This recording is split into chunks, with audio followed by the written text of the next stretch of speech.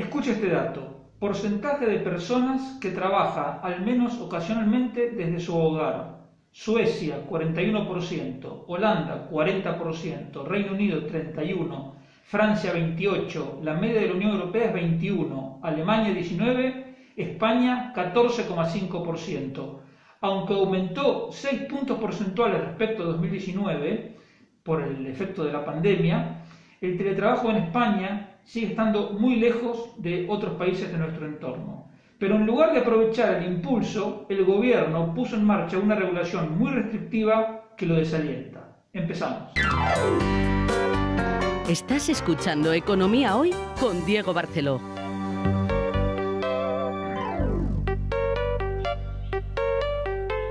Hola, bienvenido a esta nueva edición de Economía Hoy con la ayuda de Jorge Domenech en el control. Recuerda que me puedes encontrar en redes sociales, tanto en YouTube como en Telegram, Facebook y LinkedIn. Me encuentras por Barceló y Asociados. Y en Instagram, en Twitter y en Parler me encuentras por @diebarceló. Y también en Facebook nos encuentras en la página de Radio Intereconomía Asturias. Las tres noticias económicas más relevantes de esta semana. En primer lugar, te diría que es el tema del Rubius, que hoy se conoció. El Rubius es el youtuber que se fue a vivir a Andorra, que en 2019 ingresó casi 2,1 millones de euros, y por esos 2,1 millones de euros pagó más de 1 millón de euros de impuestos. En total, pagó el 51,4% de todo lo que ingresó, lo pagó como impuestos. Es evidentemente una aberración que, por supuesto, que este muchacho habrá visto la liquidación de impuestos y se habrá sentido con toda lógica expulsado del país, y por eso se tuvo que exiliar en Andorra. Luego vuelvo con este tema. La segunda noticia es que las administraciones públicas tienen una deuda con el sector privado, es decir, el sector público compra a crédito y le debe al sector privado 69.000 millones de euros, es decir, más del 6% del PIB.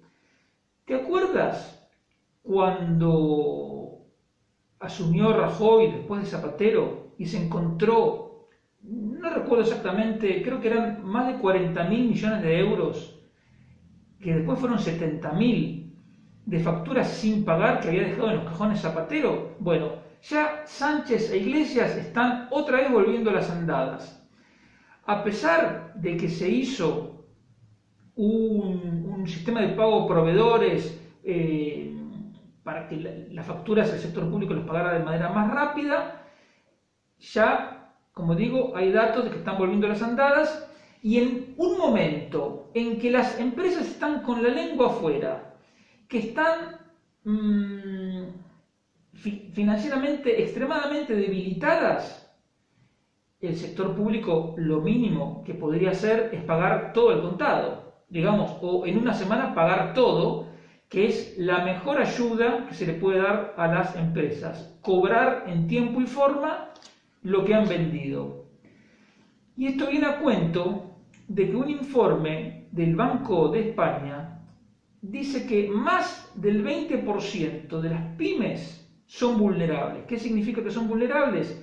Que tienen una deuda que supera el 75% de sus activos. Es decir, de todo lo que tienen, los activos es la suma de todo lo que tiene una empresa. Bueno, quiere decir que de todo lo que tiene la empresa debe más de las 3/4 partes.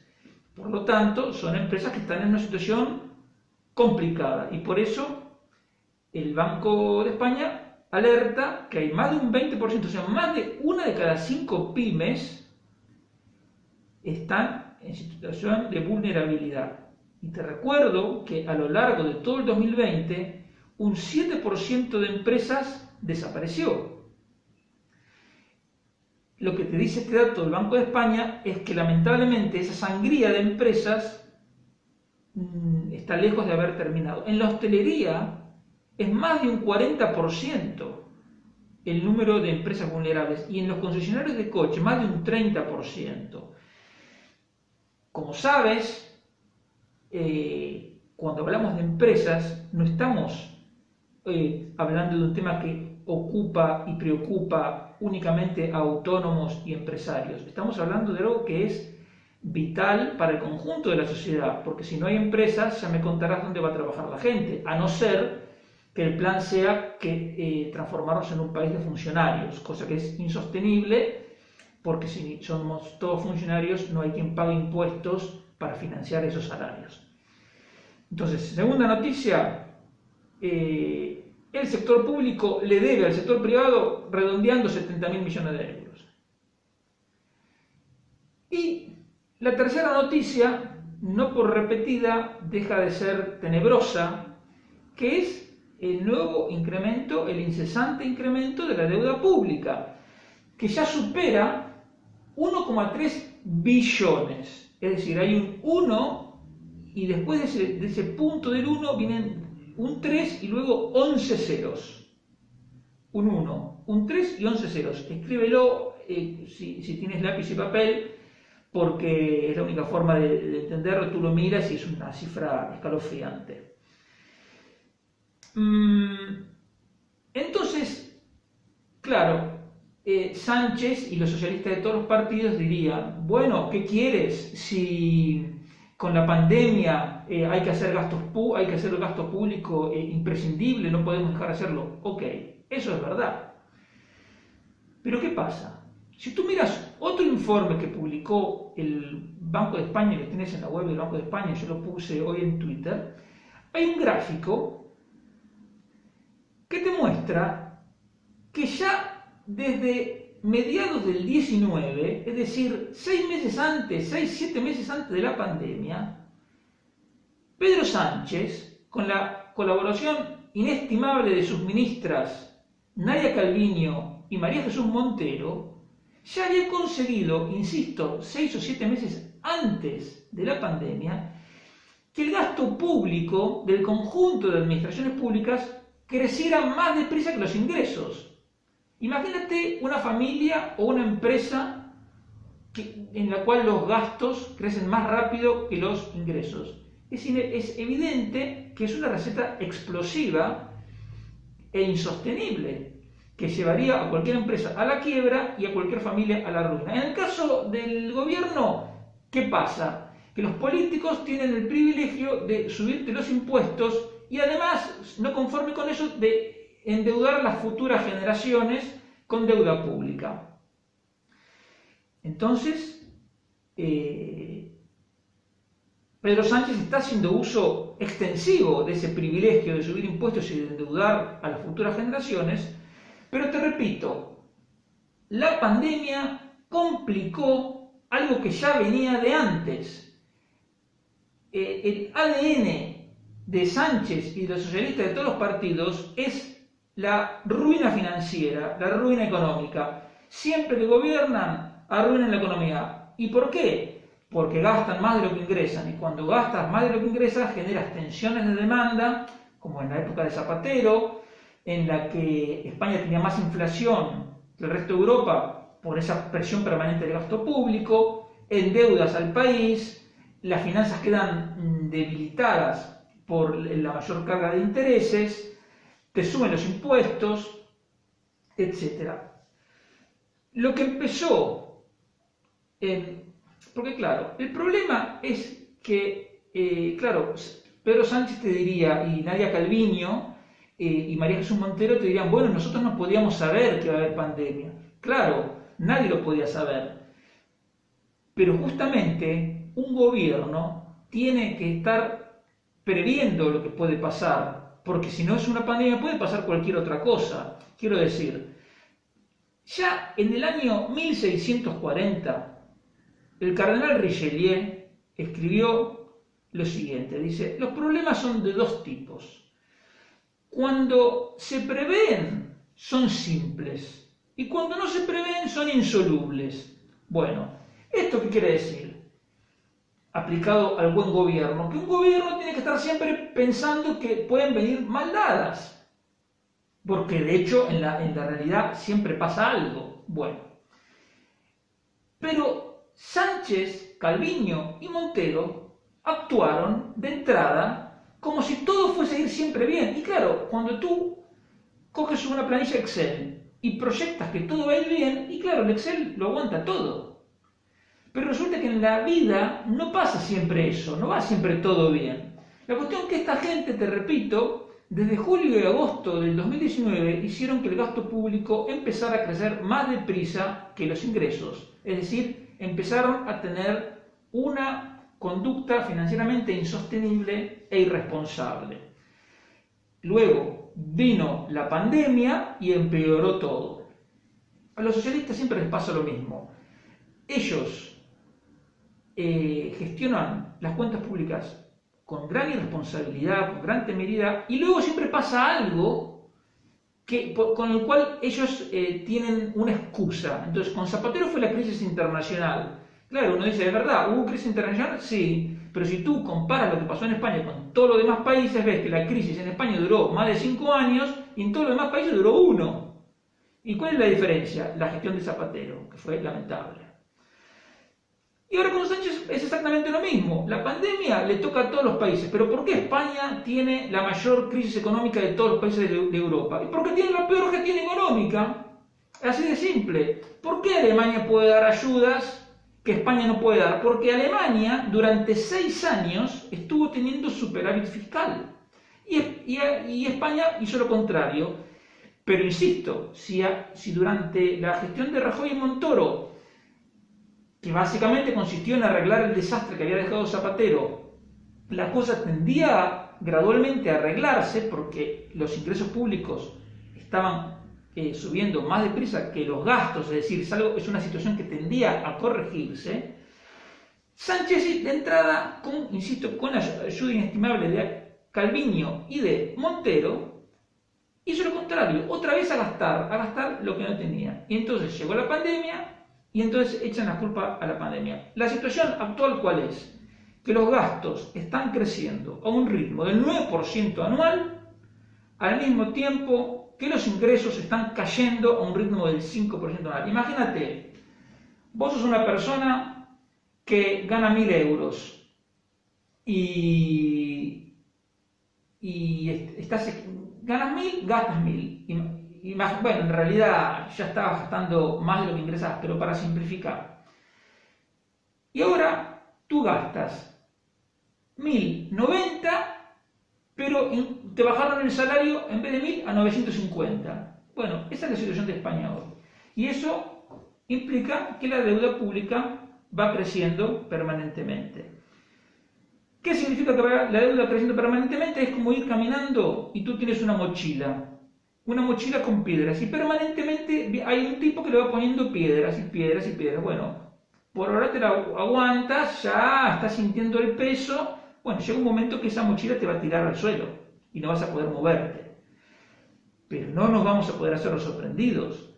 Todo lo que está haciendo el gobierno, desde que llegó, como por el dato que te acabo de decir, apunta a que en algún momento la deuda va a ser insostenible. Y la factura la vamos a tener que pagar, como siempre, nosotros. Te dije que te iba a comentar el tema del Rubius. ¿Por qué? En 1848, Marx y Engels, un industrial acaudalado, y Marx, el hijo de un abogado, pero ellos se creían que eran unos iluminados que podían interpretar lo que pasaba y lo que iba a ocurrir mejor que nadie, aunque luego se equivocaron por completo. Escribieron estos dos, Marx y Engels, el Manifiesto Comunista. Y ahí, entre otras cosas, hicieron 10 propuestas para acelerar la caída del capitalismo y conseguir la centralización de los medios de producción en manos del Estado. Una de esas 10 propuestas era la de imponer, comillas, fuertes impuestos progresivos, que prácticamente todo el mundo libre, incluida España, tenga incorporado como algo normal de su sistema tributario la progresividad de los impuestos, es una muestra del éxito propagandístico de los socialistas de todos los partidos. Pero al mismo tiempo nos da una medida de lo poco que se entiende cómo funciona la economía y cuáles son las bases de la prosperidad general. En realidad, si lo piensas un poco, no habría que profundizar demasiado. Si el manifiesto comunista, que no es más que un programa totalitario, o sea, es un programa para instalar un gobierno totalitario, hace determinadas recomendaciones, todos los que valoramos la libertad individual tendríamos que decir, bueno, entonces lo que nos conviene es lo opuesto. Entonces, si el manifiesto comunista te dice, no hay que poner impuestos progresivos, si tú valoras la libertad, tienes que decir cualquier cosa menos impuestos progresivos. Ok. ¿Y esto por qué te lo digo? Este muchacho, el Rubius, ingresó en 2019 2,1 millones de euros.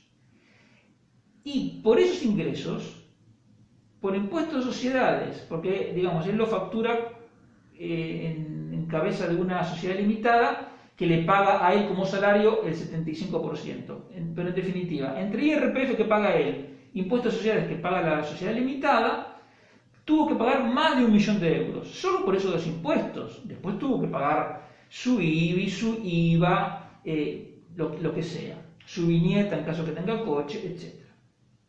Su cuota de autónomos, bueno. El 51,4% de todo lo que ingresó tuvo que ser entregado a Hacienda. Lógicamente, el Rubius habrá visto esto y dijo, me voy. Se exilió en Andorra para protegerse de la voracidad del fisco. Y este ejemplo, este caso del Rubius, es un ejemplo claro de lo que ocurre cuando se pone en práctica una de las propuestas del manifiesto comunista. Se expulsa el talento, se castiga al que trabaja, se debilita el ahorro, se descapitaliza el país y todo eso redunda en que se favorece el empobrecimiento de la sociedad, porque vamos a coincidir que hoy la sociedad española está peor con el Rubius en Andorra que lo que estaba con el Rubius aquí. Algunos dirán que todo lo que estoy diciendo es una exageración, porque pese a que el Rubius pagó muchos impuestos, igual le quedó mucho dinero en su bolsillo y que pudo vivir maravillosamente bien. Pero este argumento es flojito, es más bien torpe de argumento. ¿Por qué? Porque no estamos hablando del nivel de vida del Rubius, eso es irrelevante para nosotros. Lo relevante, lo que nos importa, son las repercusiones que tiene este sistema tributario de inspiración comunista sobre la vida del conjunto de la sociedad. Vamos a hablar en números redondos para aclararte el punto que te quiero mostrar. Supongamos que el Rubius es muy... No tengo idea si el Rubius está casado, si tiene hijos, no lo sé, pero supongamos que es muy gastizo y gastó 500.000 euros en el año. Hay que gastar 500.000 euros en el año, Es decir, que en números redondos ingresó 2 millones, pagó 1 millón de impuestos, gastó 500.000 y ahorró 500.000, más o menos. En realidad le quedó menos de 1 millón, pero redondeando. Eso muestra que lo que el Rubius pagó de impuestos no afectó su nivel de vida, sino que simplemente redujo su ahorro. Porque, te repito, 2 millones, pagó 1 millón, se quedó con 1 millón, 500.000 los ahorró y 500.000 los gastó. Si los impuestos, por decir un número cualquiera, hubieran sido de 200.000 euros, el Rubius hubiera gastado sus 500.000, los mismos 500.000, pero en vez de ahorrar 500.000, hubiera ahorrado 800.000 euros más, hubiera ahorrado 1.300.000. ¿Y por qué? Entonces, todos esos impuestos que paga el rubio salen de sus ahorros, no de su consumo. ¿Y por qué te hago hincapié en el tema del ahorro? Porque sin ahorro no se puede financiar la inversión. Imagínate un autónomo que quiere montar una pizzería con entrega a domicilio. Tiene que comprar la maquinaria, la furgoneta, instalar todo lo que necesite en el local, etc. Para hacer toda esa inversión tiene dos alternativas. O bien lo coge de sus propios ahorros, si es que lo tiene, o si no, tiene que ir al banco a pedir un crédito.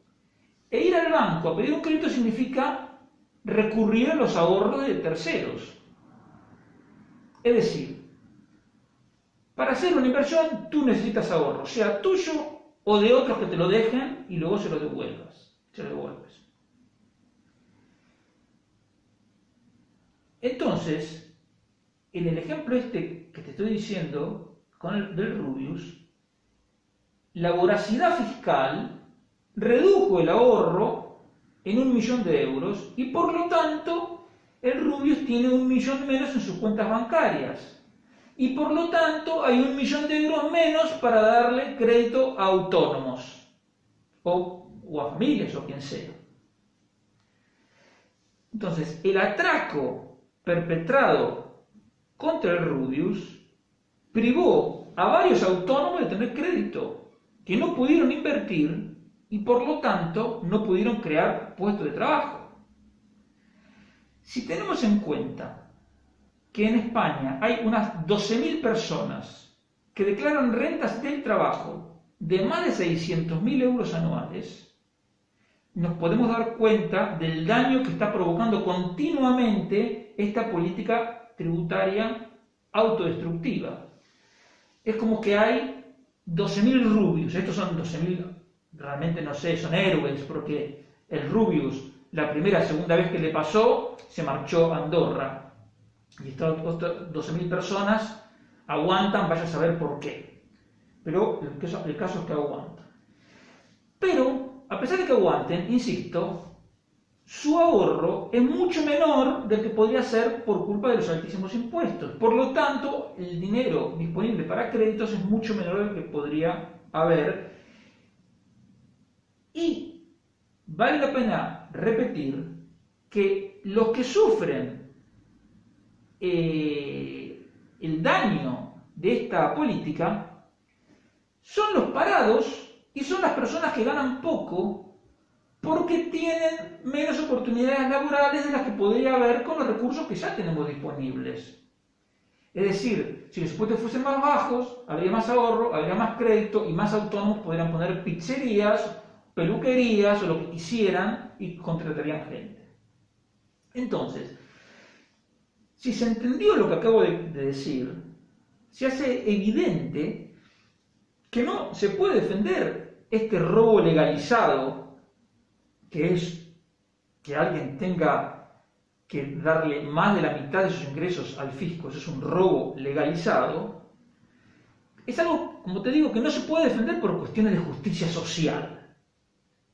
No se puede porque te acabo de explicar que la progresividad tributaria es socialmente dañina y perjudicial.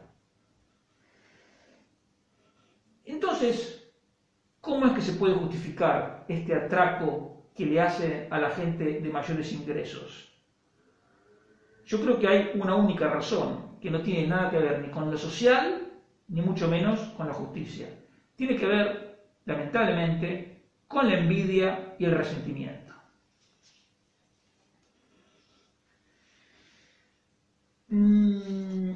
Te quería contar, hay un tema de Milton Friedman, que está, para que veas que hay temas que vienen de hace muchísimo tiempo, pero los políticos, como ellos solo piensan en la próxima elección, van pateando la pelota para adelante. Y el tema, en este caso, es el de la seguridad social. Milton Friedman está hablando de la seguridad social de Estados Unidos. Y mira lo que te dice. Leo. Los problemas financieros a largo plazo de la seguridad social se derivan de un solo hecho. El número de individuos que recibe pagos del sistema ha aumentado y continuará creciendo a un ritmo mayor que la cifra de trabajadores con cuyos salarios se pagan esos pagos. En 1950, por cada perceptor, o sea, por cada uno que cobraba de la seguridad social, había 17 trabajadores. En 1970 había solo 3. Y este libro está escrito a finales de los 70. Entonces, evidentemente ahora la proporción es todavía peor. Dice, como indican, sigo leyendo, esto es el libro Libertad de Elegir. El programa de la seguridad social implica una transferencia de fondos desde los más jóvenes hacia los más viejos. Esta operación se ha producido a lo largo de la historia. Los jóvenes mantienen a sus padres u otros parientes en la vejez. La diferencia entre la seguridad social y lo que hacía antes la gente, antes de que existiera la seguridad social, es que la seguridad social es obligatoria e impersonal. Y en cambio lo que hacía antes la gente de ayudar a sus padres o sus amigos o familiares mayores era algo voluntario y personal. Tú sabías a quién estabas ayudando. Y dice Friedman, la responsabilidad moral es una cuestión individual, no social. Los hijos ayudaban a sus padres por amor u obediencia. Ahora, en cambio, contribuyen al sostén de los padres de algunos otros por obligación o por temor. Y aquí viene una parte que para mí es clave, que dice, las primeras transferencias, es decir, la ayuda voluntaria a tu padre, reforzaban los lazos familiares. Pero en cambio, estas transferencias obligatorias, la de la seguridad social, debilitan los lazos familiares. Porque es verdad, hay casos de hermanos que no ayudan a su otro hermano porque dice, total, ¿para qué si que pide alguna ayuda en la seguridad social?